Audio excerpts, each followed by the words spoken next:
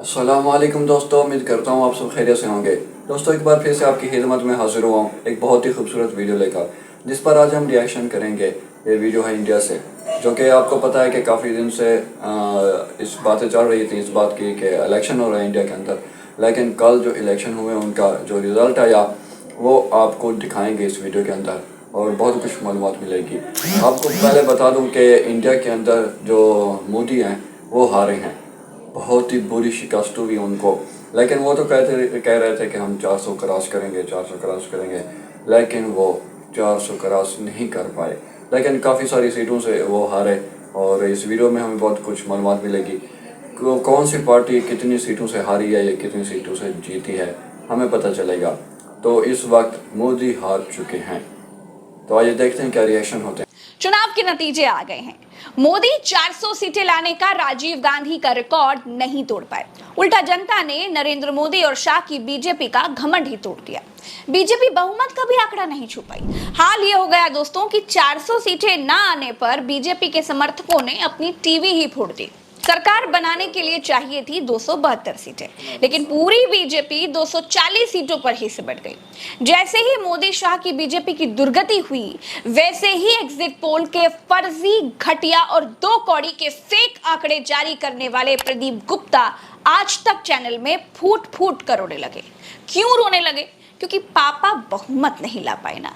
दोस्तों, ये वही आदमी है जो पिछली बार बीजेपी के बहुमत लाने पर स्टूडियो में कूद कूद कर नाचा था, लेकिन इस आदमी की सारी खुशी इंडिया ने फटाफट खटाखट सफाचट कर दी। खटाखट खटाखट खटाखट फटाफट फटाफट फटाफट खटाखट खटाखट फटाफट फटाफट फटाफट टनाटन टनाटन टनाटन खटाखट खटाखट खटाखट। राहुल गांधी ने उत्तर प्रदेश में कमाल कर दिया।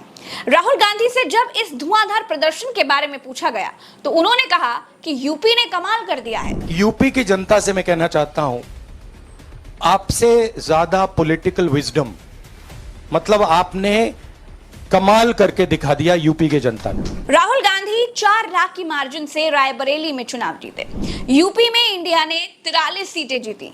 मोदी शाह की बीजेपी मात्र 36 सीटों पर सिमट गई। खास बात ये रही दोस्तों कि मोदी बनारस में चुनाव जीत करके भी हार गए, क्योंकि महामानव को इनकी पार्टी दुनिया का सबसे बड़ा नेता कहती है, लेकिन दुनिया का सबसे बड़ा नेता सिर्फ 1.5 लाख की मार्जिन से चुनाव जीता, और राहुल गांधी मोदी की तुलना में 4 लाख की मार्जिन से चुनाव जीते। मोदी और शाह ने जिन शिवराज सिंह चौहान को मध्य प्रदेश में सीएम की गद्दी से उतार फेंका था, वो शिवराज सिंह चौहान 8.25 लाख वोटों से चुनाव जीते। मोदी जितने वोट के साथ बनारस से चुनाव जीते हैं, उससे ज्यादा मार्जिन के साथ विपक्ष के दर्जनों नेताओं ने जीत दर्ज कर ली है। मोदी बनारस में ही बौने साबित हो गए। दूसरी बात यह भी है दोस्तों कि अब राहुल गांधी की फ्लाइंग किस पर संसद में चीखने वाली स्मृति ईरानी जी संसद नहीं जा पाएंगी, क्योंकि अमेठी की एक्सीडेंटल सांसद स्मृति ईरानी सोनिया गांधी के पीए किशोरी लाल से बुरी तरह चुनाव हार गई हैं। बड़ी बड़ी बातें हाँकने वाली स्मृति ईरानी को जनता ने बुरी तरह हराकर दिल्ली भेज दिया। प्रियंका गांधी से भी पूछा गया तो प्रियंका गांधी ने कहा कि उन्हें सबसे ज्यादा अपने उत्तर प्रदेश पर गर्व है। मुझे सबसे ज्यादा गर्व अपने यूपी पे है। दोस्तों, यूपी में मोदी के तमाम मंत्री चुनाव हार गए। ढेर सारे ऐसी सीटें हैं जहां बीजेपी की लुटिया डूब गई। 44 सीटों पर इंडिया गठबंधन को शानदार जीत मिली।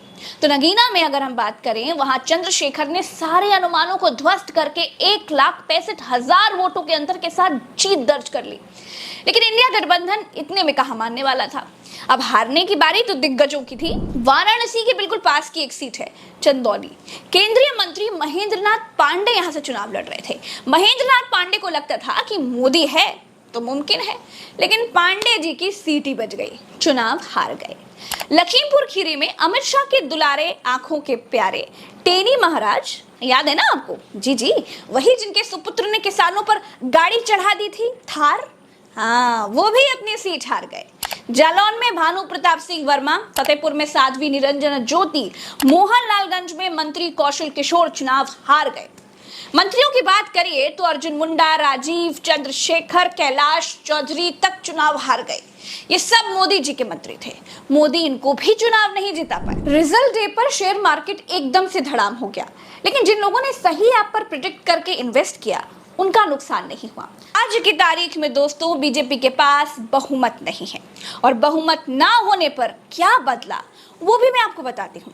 जिन राजनाथ सिंह को मोदी ने अपने माले के भीतर नहीं लिया था, याद आया ना? जी हाँ, जैसे ही बीजेपी बहुमत से दूर दिखाई दी, राजनाथ सिंह मोदी के बैठे बिना ही कुर्सी पर बैठ गए। अब इसमें कोई बुरी बात नहीं है, लेकिन संदेश तो बहुत छिपे हैं। वाकई ऐतिहासिक चुनाव था जिसने मोदी जी की लीड को आधे से भी कम कर दिया। तो बिहार में निर्दलीय पप्पू यादव को जिता दिया। नगीना में चंद्रशेखर की मेहनत का सम्मान लोगों ने किया। अच्छा, मैं स्पेशली पप्पू यादव और युवा नेता चंद्रशेखर आजाद के लिए बड़ी खुश हूं। इनकी मेहनत को जनता ने सच में सराहा है। लोकतंत्र का गला घोटने पर आमादा बीजेपी, जिसने इंदौर में खेल करके कांग्रेस के प्रत्याशी का नाम वापस करवा दिया था, वहां 2 लाख लोगों ने नोटा पर वोट देकर के बता दिया कि वो लोकतंत्र को शर्मसार करने वाले लोगों के साथ कभी नहीं है। दोस्तों, जनादेश उस गोदी मीडिया के खिलाफ भी है जो एक गठबंधन के आगे घुटनों पर बैठ रही है और दूसरे गठबंधन के नाम का मजाक उड़ाती है, अपमानित कर रही है। ये जनादेश उन तमाम सर्वे एजेंसियों के खिलाफ है जिन्होंने फर्जी एग्जिट पोल के आंकड़े से देश को गुमराह किया।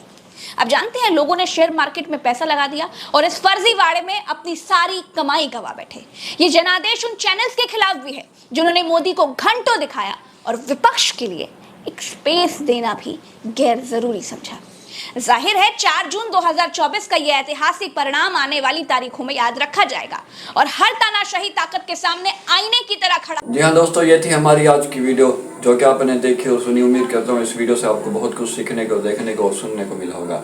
ये थे हालात जो कि इंडिया के अंदर हैं। इलेक्शन चल रहे हैं, वोट चल रहे हैं, लेकिन आप देख सकते हैं कि काफ़ी सालों से मोदी इस मुल्क पर, इंडिया पर हुकूमत करता रहा है, लेकिन इस बार हारा है और बहुत बुरी तरीके से हारा है। शिकस्त हुई है बहुत अच्छे तरीके से इसको, जो कि बहुत पुरुमीद था कि मैं जीतूंगा, 400 क्रॉस करूंगा, 400 क्रॉस करूंगा, लेकिन आप देख सकते हैं कि वो हार चुका है। लेकिन उम्मीद करता हूँ अगली जो वीडियोस आएंगी वो भी आपको दिखाऊंगा, उस पर रिएक्शन दूंगा।